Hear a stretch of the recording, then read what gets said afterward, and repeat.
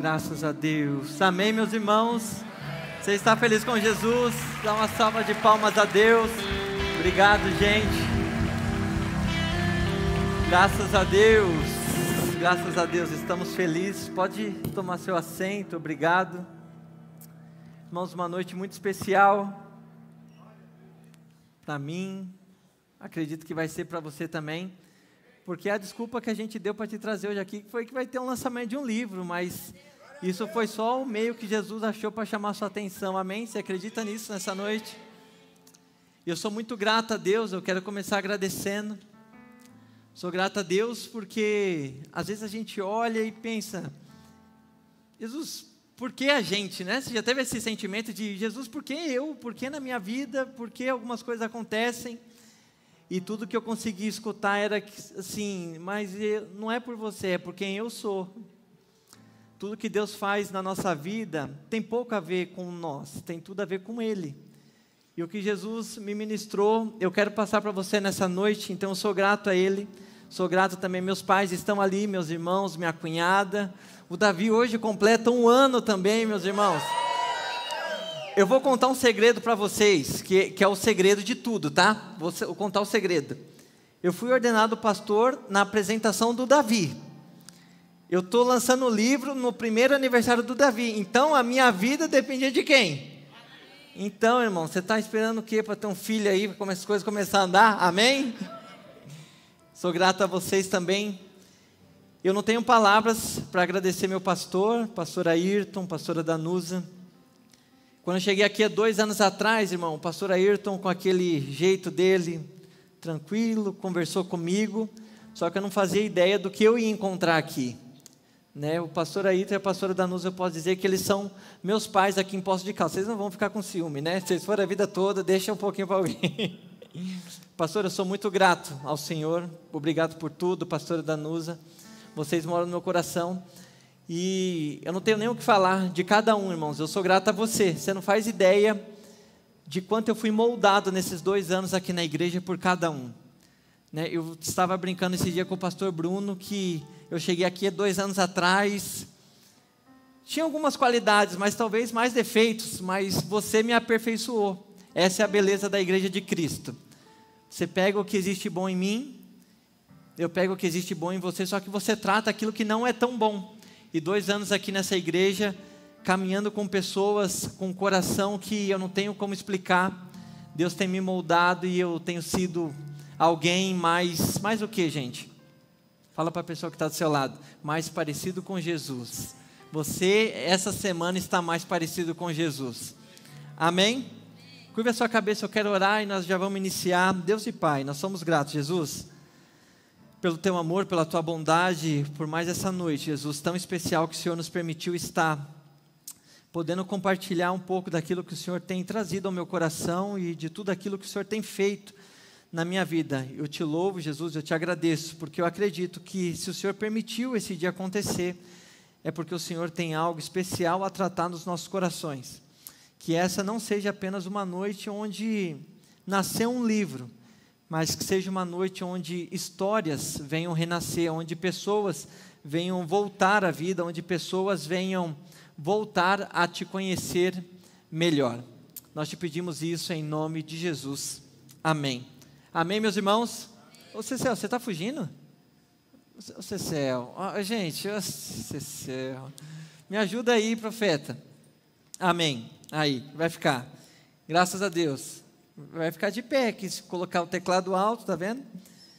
Meus irmãos, como vocês sabem, hoje eu lanço esse livro aqui, e é um livro muito especial para mim, porque é algo que eu acredito fielmente na minha vida, que nós devemos ser alguém por inteiro para Jesus. Quando Jesus se entregou numa cruz, Ele não se entregou metade, Ele se entregou por inteiro, para nos ter por inteiro. E um texto que é base desse livro aqui, é o texto de 1 Coríntios, capítulo 6, versículo 19 e 20, está escrito assim, Paulo vai dizer, vocês não sabem que o corpo de vocês é templo do Espírito Santo? E que vocês foram comprados por um alto preço? Portanto, agora, glorifique a Deus no vosso corpo, porque você não pertence mais a você mesmo. A gente percebe, irmãos, quando a gente começa uma caminhada cristã, e todos nós passamos por isso, toda hora você escuta alguém falar assim, olha, é muito bom a oração, você precisa orar e nós precisamos. Você escuta pessoas dizendo assim, ó, você tem que jejuar, e nós realmente precisamos. Você tem que vir no culto, nós realmente precisamos congregar. Nós precisamos de disciplinas espirituais. Só que por vezes algumas coisas a gente perde, e o corpo é uma delas. Eu não quero falar hoje aqui, o Lucas vai falar de dieta, o Lucas vai falar de exercício físico, não é nada disso. Eu só estou trazendo a nossa memória algo que também é Bíblia, que por vezes nós deixamos de lado. Então esse livro foi escrito para te dizer que o seu corpo importa a Deus. E eu começo ele no capítulo 1, falando sobre a criação do corpo. No capítulo 1 de Gênesis, a Bíblia fala que Deus cria o homem. Gênesis capítulo 1, versículo 26, a sua imagem e a sua semelhança. É interessante que a palavra hebraica ali, para a criação, é bara. E bara é algo que é atribuído somente a Deus, somente uma obra divina. Ou seja, lá está escrito, e Deus bara o homem. O que a Bíblia está dizendo é, somente Deus tem poder de criar um corpo da forma que você foi feito, nada mais. O bara no verbo hebraico só é utilizado para Deus. Outras pessoas criaram algo, mas só Deus bara, só Deus cria algo a partir do nada. Então você percebe que Deus está no Éden, e Ele começa a criar o corpo do homem, e daqui a pouco a Bíblia fala que Ele sopra o fôlego de vida, e o barro é unido ao que a gente chama de alma, e ali a Bíblia diz que se tornou uma alma vivente. Você percebe que Deus, Ele está no jardim, e Ele não diz assim, olha, eu preciso de um lugar para pôr uma alma, eu preciso de um lugar para colocar isso aqui que é importante. Não, não. E Ele vai lá e cria um corpo, fala assim, vou colocar nesse boneco aqui mesmo, isso daí vai tocando a alma dele. Não. A Bíblia fala que o nosso Deus, Ele pega da terra, da própria criação dele, e Ele começa a fazer o seu corpo. Porque importa, a Bíblia fala então que o oleiro, Jeremias vai dizer, ele está na olaria moldando o vaso. Você percebe que Deus na criação, Ele está moldando. E Ele não disse assim, olha, isso importa, isso aqui não importa tanto. Todo o seu ser importa para Deus. A partir do momento que a gente quer separar, irmão, o nosso corpo da nossa vida espiritual, você vai começar a separar tudo na sua vida. Se você separa o seu corpo, a sua adoração através do corpo, da sua vida espiritual, se assim a gente pode dizer que não existe essa separação, você está dizendo assim para Deus, olha Deus, tudo que o Senhor fez é muito bom, só essa carne aqui que é mais ou menos, e não é isso que a Bíblia diz assim, olha, glorifique a Deus através do seu corpo. Então na criação a gente vê Deus, Ele dando uma enorme ênfase na obra-prima dele, e Ele fala assim, Ele criou todas as coisas e Ele disse, é bom, mas quando Ele criou o homem, Ele disse assim, é bom? Não, Ele fala assim, isso é muito bom, isso é muito bom. Quando Deus te colocou de pé, irmão, Ele falou assim, olha, eu estou colocando alguém agora que vai governar sobre a terra, e a gente dá o nome disso de vice-gerente. Deus gerencia o cosmos, e Ele colocou um corpo lindo e maravilhoso de pé, para você governar junto com Ele essa terra. E você não governa nada do que Deus tem para fazer na terra, se não for através do corpo, você entende isso? Quem tem promessa de Deus aqui? Deixa eu ver. Você tem? Como que essa promessa vai cumprir, se o seu corpo não aguentar? Como que funciona isso? Eu acredito fielmente, Lucas, nas promessas de Deus, acredita? E como você tem cuidado do teu corpo? E a gente vê que Deus cria então um corpo perfeito, um corpo santo, um corpo sem pecado, só que o homem cai, esse é o capítulo 2, eu falo de um obstáculo. O pecado entra no mundo, da onde vem a anomalia genética? Da onde vem câncer, da onde vem dificuldades fisiológicas, problemas hormonais? Entra lá no Éden, no capítulo 3, quando o homem cai. Mas Deus já tinha todo um plano para isso. Só que a partir daquele momento, o nosso corpo começa a sentir a queda. Você percebe que às vezes você acorda meio desanimado, você tem que ir no médico, você tem que fazer alguns exames, você tem que tomar vitamina. Isso porque o pecado entrou no mundo, mas isso não significa que ele agora passa a ter menos valor. Você percebe por que matar é pecado? Por que falar mal do outro é pecado? Por que você maltratar um outro é pecado? Porque você foi criado à imagem e semelhança de Deus. Quando um homem mata outro, Deus está olhando e dizendo assim, olha, você está matando aquilo que eu disse que é muito bom. Você percebe que a lei de Deus, quando Ele vai entregar a Moisés, não é um capricho de Deus, tudo está alinhado com o princípio da criação. Olha, não mata, por quê? Porque eu criei algo muito bom e você não tem o direito de destruir. Olha, não cobiça a mulher do teu próximo, por quê? Porque você já tem a tua, e quando você tem algo com ela, você se uniu a ela, e basta para você uma pessoa. Olha, não cobiça a coisa que o outro tem, por quê? Porque ele é teu irmão, ele foi criado assim como você não tem maior direito sobre ele, todos na minha presença têm os mesmos direitos. Só que por causa do pecado, o homem começa a se perder em várias coisas. Então no capítulo 3, que é onde eu vou dar ênfase sobre o cuidado do corpo em uma área específica, na verdade duas. A primeira é a alimentação e na segunda é a sexualidade. Por que essas duas áreas? Porque essas duas áreas é aquelas que nos fazem mais humano.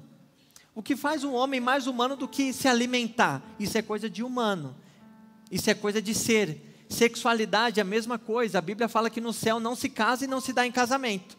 Então você vai casar, quem não casou, a sua solução é aqui agora. Se não for agora, irmão, acabou. Amém ou não amém? Quem está solteiro? Então vamos correr com isso. Mas você percebe então que a gente fala muita coisa, só que quando você ouviu alguém pregar sobre a forma como você se alimenta, quando a gente fala de alimentação, irmão, eu não estou dizendo que você tem que glorificar a Deus no seu corpo através da alimentação, fazendo dietas rígidas. Não estou dizendo isso. Só que Paulo diz algo interessante. Gálatas capítulo 5, versículo 19, ele diz, olha, as obras da carne, elas são conhecidas. E o que elas são? São feitiçaria, são prostituição, são invejas, são bebedices, são glutonarias. Você percebe que Paulo colocou glutonaria do lado de prostituição. E ele não disse assim, olha, tem esses, agora eu vou falar de alguma coisa que é mais leve. Glutonaria, não. O pecado de glutonaria, ele está do lado de prostituição. Aí talvez você pense assim, Lucas, mas eu nem como tanto, na verdade eu faço dietas rígidas e tudo mais. Mas não é disso que eu estou falando. O que é o pecado de glutonaria? É o pecado do excesso. Tudo que é excesso está fora do limiar bíblico.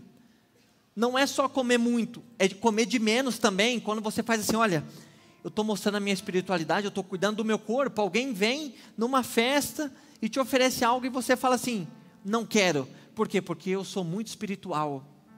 Não, eu não vou comer nada, estou de jejum. A Bíblia vai chamar isso de excesso. Tem uma história que eu conto aqui, que eu tirei de um livro do C.S. Lewis, que ele fala sobre a gula da delicadeza.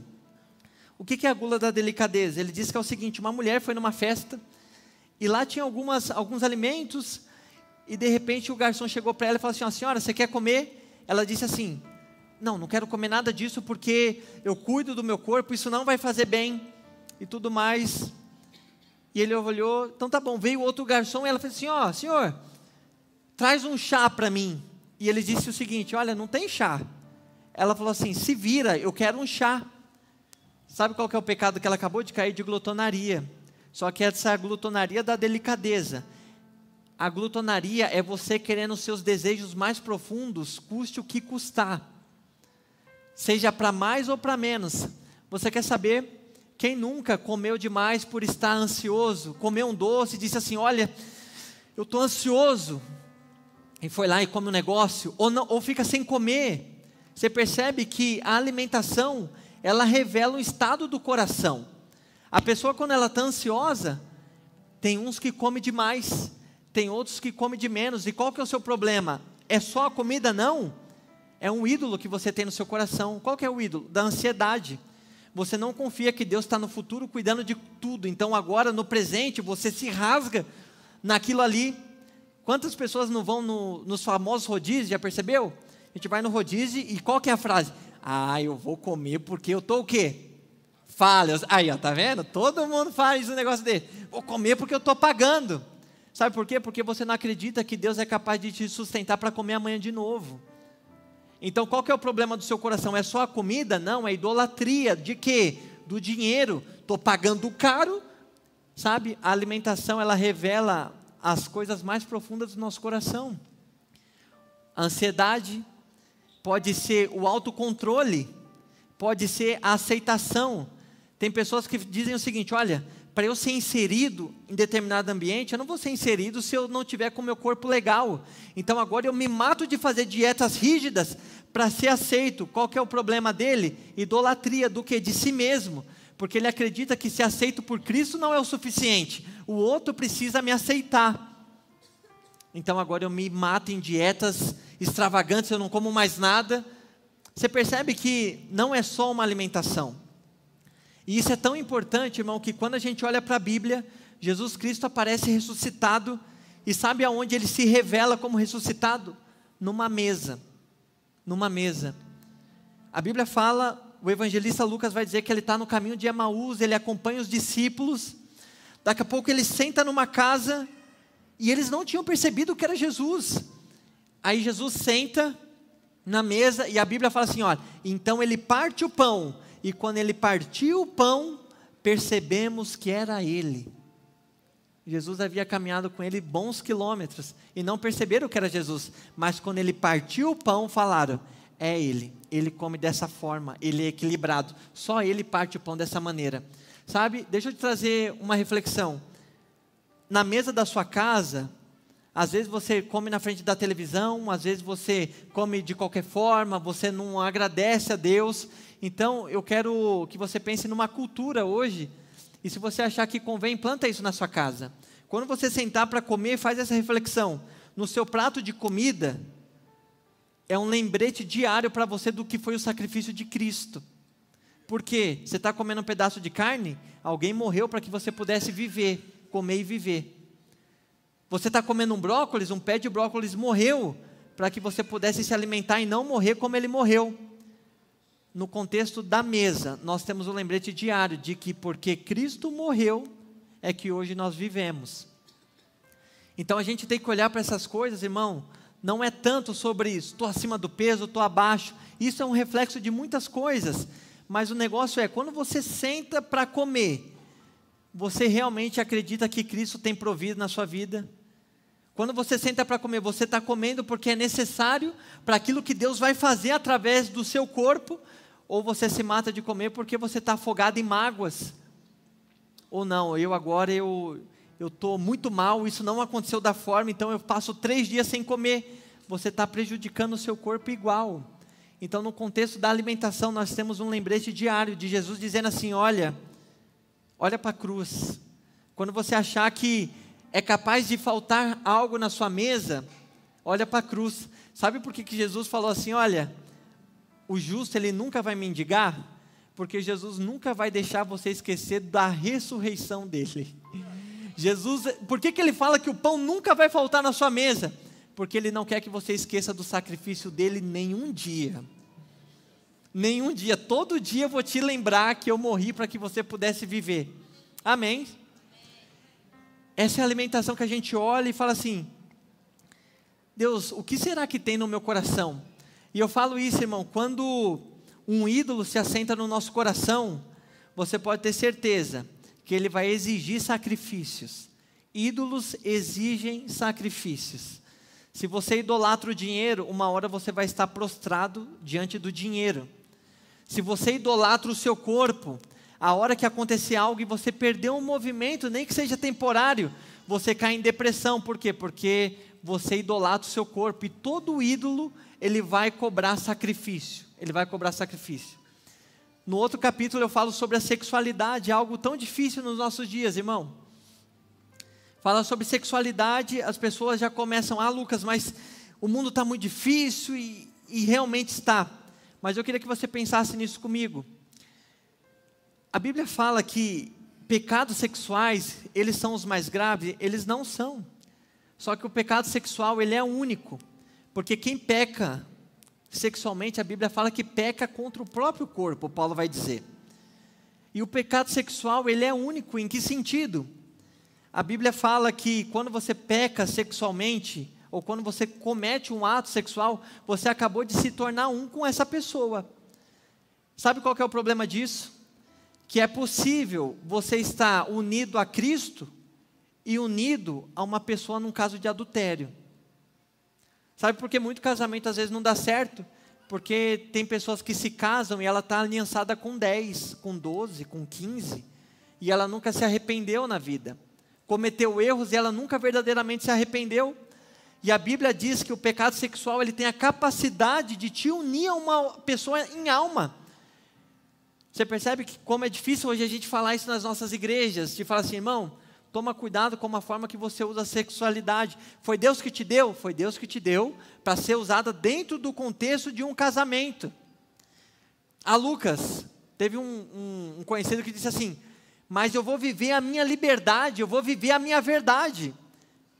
E sabe o que eu falei para ele? Eu falei assim, ó, pega a Bíblia e me mostra onde Jesus falou que você tem que viver a sua verdade.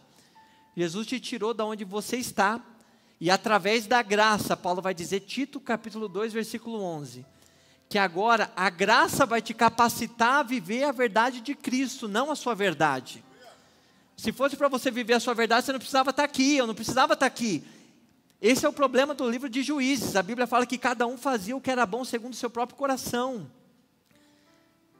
Você percebe que você que é casado, você tem que fazer de tudo para honrar a sua aliança. Você que é solteiro, você tem que esperar o momento certo para fazer algumas coisas. Porque o seu corpo, às vezes o mundo vai dizer assim, não, você tem que viver a sua liberdade mesmo. A Bíblia vai dizer, não. A liberdade de Cristo não é fazer o que você quer. Você é livre para fazer o que agrada a Deus. Quando a Bíblia fala assim, olha, porque agora vocês são livres. Agora eu sou livre, eu posso fazer o que quiser. Vale tudo? Não, não vale tudo. Você é livre para fazer tudo aquilo que agrada a Deus. Lucas, mas isso eu já podia. Não, você não podia. Nós, lá no estado de pecado, no obstáculo que aconteceu, você não ia conseguir viver sozinho nas suas forças. Você não ia conseguir. Aí a graça te alcançou, te abraçou e hoje sim você pode viver uma vida que glorifique a Deus. E eu concluo, irmãos, na verdade tem mais algumas coisas aqui, mas um capítulo importante, eu quero fechar com isso. Eu falo sobre identidade, como que eu me encontro no meio de tantas coisas como essa? Numa alimentação, talvez a minha vida tenha sido uma vida onde eu estou me prostrando para ídolos. Eu peco sexualmente porque eu acredito que as minhas vontades têm que ser atendidas. Não, porque eu gosto assim, então eu peco. É um ídolo? Não, eu não tenho controle quando eu sento numa mesa, ou quando acontece algo, a primeira coisa que eu faço, eu corto tudo que eu estou me alimentando e vou chorar e vou sofrer. São ídolos, pela falta do quê? De identidade. E eu concluo o livro falando sobre duas coisas, identidade e propósito. E eu falei tudo isso para falar exatamente sobre isso, de identidade. Às vezes você está aqui, chegou nessa noite e você veio para ver o lançamento de um livro, você veio para ver alguma coisa, e Jesus só te trouxe aqui para você se encontrar. A gente percebe, irmão, que todas essas coisas acontecem porque falta identidade. Se eu perguntasse para você hoje, quem que é você? Quem que você é? Muitas pessoas iam dizer assim, olha, eu sou médico, eu sou dentista, eu sou engenheiro, eu sou um pastor. Só que a Bíblia não fala que você é isso. Muito pelo contrário, Jesus não morreu para você ser um engenheiro, um médico, um pastor, um gari, seja lá o que for, um grande empresário. Jesus foi à cruz para te dar algo muito maior do que isso, para te fazer um filho. Não existe faculdade que vai te dar um diploma de filho. Você pode ir para qualquer lugar e falar assim, olha, eu quero ser filho de Deus, você não vai conseguir. A única forma de se tornar filho é você se arrependendo, dizendo assim, olha Jesus, eu preciso te glorificar com o meu corpo. Eu preciso achar o equilíbrio. Eu não vou ser aquela pessoa que idolatra o corpo, mas eu também não vou ser aquela pessoa que menospreza a tua criação. Eu não vou ser aquela pessoa que vive em excessos. Isso só acontece quando você encontra a identidade. E identidade é o problema que a gente vê acontecer por toda a Bíblia. Na Torre de Babel, Gênesis capítulo 11. Olha o que está acontecendo. Eles estão construindo uma torre, uma grande torre. E o que Deus fala? Olha, vamos tomar conta dessa situação, porque senão eles vão se multiplicar e vão atingir os objetivos dele. Quando a gente lê Gênesis capítulo 11, a gente olha e pensa, o problema da Torre de Babel era a torre, eles queriam fazer uma torre que tocasse aos céus, só que não é isso que está escrito. Gênesis capítulo 11, versículo 4, está escrito assim, olha, e eles diziam, vamos fazer uma torre que toque o céu, para que façamos o nosso nome célebre. Então o problema de Babel nunca foi a torre. Eles queriam fazer para si um nome. Você percebe que a vida sem Deus, irmão, é o homem querendo ser muito famoso, querendo ser reconhecido, querendo colocar o nome dele na história. A Bíblia chama isso de falta de identidade. E o problema não foi a torre, o problema então foi eles. Nós vamos fazer algo que por gerações vão falar da gente. Quantas pessoas a gente não escuta, que legado você tem deixado? O que você tem deixado e você vive aquela vida? Não, eu tenho que escrever, a pessoa tem que lembrar de mim. Foi isso que fez Deus se irar lá em Babel. Não foi a torre. Porque no reino, enquanto eles queriam fazer um nome, no reino você não faz o nome. No reino você recebe o nome. Logo em seguida, no capítulo 12 de Gênesis, Deus chama Abraão, e olha a promessa que Deus faz para Abraão. Abraão, você vai fazer para você um nome? Não, ele fala assim, olha, Abraão, eu vou te dar um nome, Abraão. Não faz o que aconteceu, não tenta fazer o que acabou de acontecer em Babel. Não tenta fazer nada por você, Abraão, deixa que sou eu que vou fazer. Você percebe que a vida sem Deus, irmãos, é uma eterna fuga. Uns fogem para construir uma torre, outros fogem para dentro do casamento, outro foge para o exercício físico exagerado, o outro foge por causas sociais. Não, eu sou protetora dos cães, porque está faltando algo nela, então ela quer cobrir isso, ele quer cobrir isso, e como é que eu faço? Não, se eu ficar rico, aí as pessoas vão me valorizar. Não foi uma nem duas vezes, irmão, que eu escutei a pessoa dizer, agora sou respeitado, cara, sou respeitado, agora a conta no banco ficou boa. Querido, se você é respeitado pela conta do banco que você tem, a coisa está feia de verdade. Não, agora eu sou respeitado porque agora, irmão, a coisa mudou e deu tudo certo. Jesus está te encontrando nessa noite e dizendo assim, olha, por que você tem vivido uma vida de fuga há tanto tempo? Às vezes a gente foge, irmão, para o ministério, é possível. Pessoas aqui em cima, pessoas que são líderes, numa fuga de Deus por não saber quem é. Então agora eu me engajo na igreja, eu vou lá, ele sabe tudo da igreja, só não sabe sobre Deus. Sabe tudo. É o melhor músico. Não é seu caso não, viu, Cecil? Você é Mas sabe tudo. Essa foi a desculpa que Deus te deu essa noite para dizer assim, olha, eu estou querendo te encontrar, porque é uma vida sem identidade, irmão. É igual um trem descarrilhado. Imagina um trem fora do trilho. Deus te criou para você viver isso aqui. Quando você entende que você é filho, não é sua posição que diz nada sobre você, o seu estado não diz nada sobre você, o que você faz não diz nada sobre você está no estado natural do trilho, e ali você flui. Sabe aquela pessoa que às vezes você olha e fala assim, olha, mas ela tinha tudo para estar bem, mas está mal, parece que a vida dela não vai para frente. É um trilho que está vazio, não tem trem lá em cima. E o pior desastre no mundo é um trem fora do trilho. A gente já ouviu falar nos filmes, a gente vê, né? Um trem descarrilhado. O que acontece, irmão? Ele faz um estrago por onde passa. O mundo está cheio de trem descarrilhado. Uma pessoa trombando na outra, se batendo, porque eu sou melhor, orgulho, soberba, falta de identidade. Isso tudo para querer se encontrar. E nessa de querer se encontrar, cada dia mais vai se perdendo, vai se perdendo, vai se perdendo. Por quê? Porque ela não sabe quem é. Então, às vezes, a gente vive uma vida dentro da igreja, falando assim, olha, o dia que Deus fizer na minha vida, aí vai, irmão, o dia que eu lançar meu primeiro livro, quem me viu passar na prova e não me ajudou, e Deus está te olhando e fala assim, olha, filho, eu tenho tanta coisa bem maior para você e você só quer um livro. Eu tenho tanta coisa bem maior para você e você só quer dinheiro. Eu tenho tanta coisa bem maior para você e você só quer um carro, uma casa, um casamento. Enquanto Deus está olhando para nós e falando assim, olha, eu só quero que você entenda que você é filho. E nada vai substituir isso. Enquanto a gente viver, irmão, no mundo, não entendendo quem nós somos, você vai fugir para uma área da sexualidade totalmente contrária ao que Deus tem para você. Vai viver uma vida em pecado. Ou você vai se entregar para prazeres do mundo, que vai acabar com você, vai acabar com a sua saúde.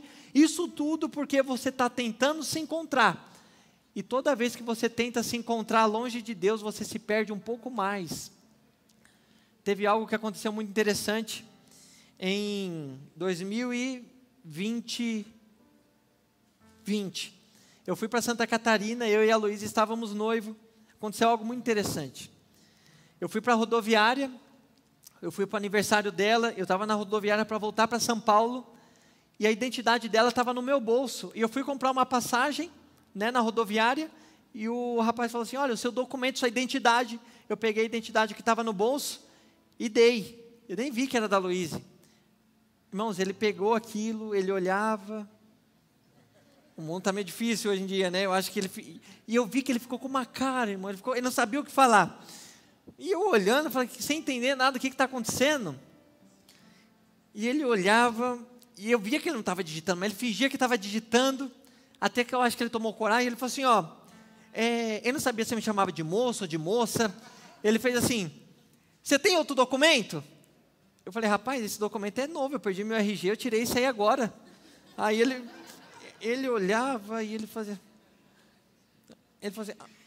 rapaz, aí ele falou assim, ó, ele não sabia o que falar. Aí eu falei, rapaz, mas não é, realmente não sou eu esse aí não.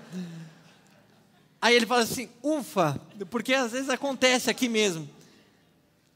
O Espírito Santo falou muito comigo, eu fiquei um tempo ainda esperando o ônibus, eu sentei, e eu até me emociono quando eu lembro disso, porque eu senti o Espírito Santo falando comigo assim, olha Lucas, você está vendo que embora essa é uma identidade válida, só que o homem que controla o destino não reconheceu ela. O homem que controla para o lugar aonde você está indo não reconheceu. Toda vez que você tenta ser alguém que você não é, você está dizendo que eu errei.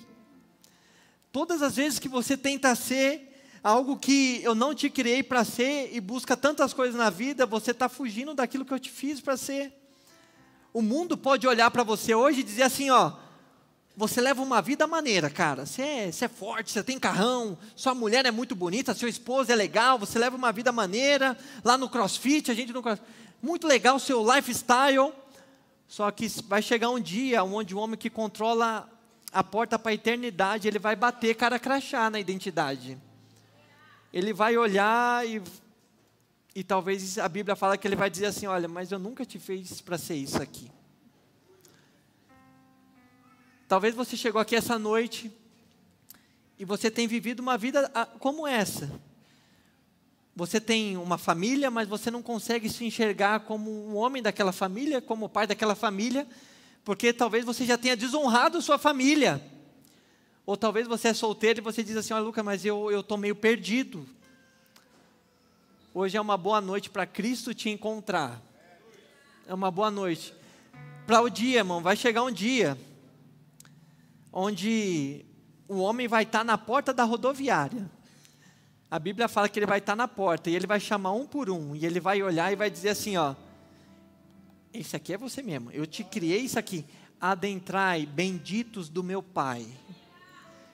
Sabe, ele não vai conferir a sua conta bancária, ele não vai conferir seu lifestyle, ele vai conferir, você honrou a mulher que eu te dei, você foi submissa ao marido, você foi fiel ao povo que eu te dei para cuidar, você honrou a vida do teu pastor, você foi um bom empresário, você honrou teu servo, você não roubou tempo do teu patrão, você viveu, você me honrou com o teu corpo, fez tudo isso, porque a minha graça te capacitou, então pode entrar, que aqui você é bem-vindo. Só quem é de verdade, não é perfeito, mas o céu é para pessoas que são de verdade, irmão. Jesus falou isso, Jesus falou assim, olha, para os fariseus, vocês são hipócritas. O que é hipócrita? Hipócrita é de hipocrisias, máscaras. O que Jesus estava dizendo assim, olha, vocês vivem um teatro. Isso que vocês estão fazendo aqui é um teatro, isso aqui é tudo uma mentira, vocês não são isso. Porque Jesus reconhecia. Talvez você está aqui e você casou achando que você ia encontrar sentido para a vida. Talvez você veio para a igreja para achar que, poxa, aqui eu vou me incluir, eu vou achar sentido para a vida. Não, agora eu vou ficar forte porque aí vão me aceitar.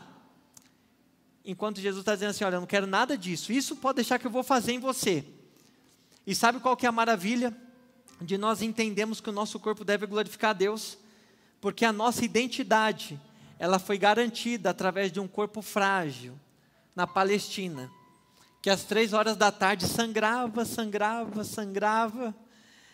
e ele olhou para o céu e disse assim: olha, Pai, perdoa eles, porque eles não sabem o que está fazendo. Sabe qual que é a radicalidade da proposta cristã? É o seguinte, por isso que o Evangelho é radical, porque o Evangelho é o único que aponta para uma redenção que foi marcada no corpo. É o único, aonde vai dizer assim: olha, a sua redenção, Paulo fala no Coríntios 6 que nós lemos, foi adquirida através de um corpo frágil, lá na Palestina, 2000 e poucos anos atrás, alguém olhou para Jesus e disse assim: ó, nós vamos moer você. Aí ele falou assim: ó, faz o que você tem que fazer, porque você só vai fazer, porque do céu foi te dado o poder para fazer, porque senão você não faria nada. Se coloca de pé que eu quero orar com você. E eu queria que você pensasse sobre tudo isso, irmão. Você está aqui hoje, a Bíblia fala que nós fomos comprados por um alto preço, E quando a Bíblia fala que nós fomos comprados, a palavra ali é uma palavra de alguém que era escravo e vem um Senhor e compra essa pessoa. Essa é a palavra que é usada ali. Como se você fosse um escravo e passasse alguém, viesse assim e falasse: quanto você quer por ele? Ah, eu quero tanto. Ele foi lá e pagou o preço. Isso é o que significa ser comprado por Cristo. Você era escravo. Você tinha que estar vivendo uma vida miserável. Eu merecia isso. Mas um dia um homem, que é Deus, veio para a terra. Ele foi lá e disse assim: precisa pagar o preço para libertar ele da escravidão, para deixar ele livre, para ele conseguir fazer o que é bom, para ele conseguir me honrar com o corpo, para ele conseguir me honrar através da alimentação. Porque hoje ele é escravo. Ele foi lá e pagou. E sabe como ele pagou isso? Através de um corpo. E ele sangrou até a última gota, para que hoje você não precisasse mais fugir, para que hoje você se encontrasse dentro da igreja. A resposta não é quem eu sou. Enquanto você tentar encontrar a resposta dentro de você, você vai viver frustrado. Talvez até hoje você está buscando se encontrar em você, e você está parecendo o ratinho naquela rodinha. Corre, corre, corre, e sempre está no mesmo lugar. A resposta não é quem eu sou. A resposta deveria ser para a pergunta de quem é que eu sou. O Evangelho ele vai te proporcionar a maior identidade. Enquanto o mundo está dizendo e te menosprezando, porque você não tem, porque você não é, porque você não está no meu patamar, Jesus está dizendo: fica tranquilo. Eu sou que governo o mundo, eu controlo a entrada para o destino. E se você me honrar, se você entender quem você é em mim, independente do que o mundo esteja dizendo, naquele dia eu vou olhar para a identidade e vou dizer assim: olha, eu te conheço.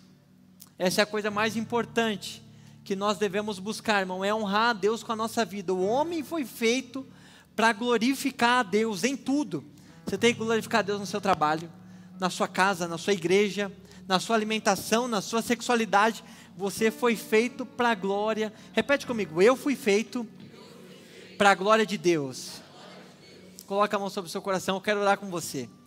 Ô Lucas, mas eu me aliancei com tanto de pessoa aí pelo que você falou. Se você se arrepender, isso é quebrado nesse momento. Talvez você olhe o seu casamento e fale assim: olha, talvez agora eu estou entendendo porque está tão difícil. Porque tem um emaranhado de aliança. A resposta para isso é Cristo. Lucas, mas eu tenho vivido uma vida que hoje eu olho tão errada na minha alimentação. Eu tenho me prostrado, eu não tenho tido domínio próprio. Eu não tenho tido nada disso. A resposta para isso é Cristo. E eu quero orar com você.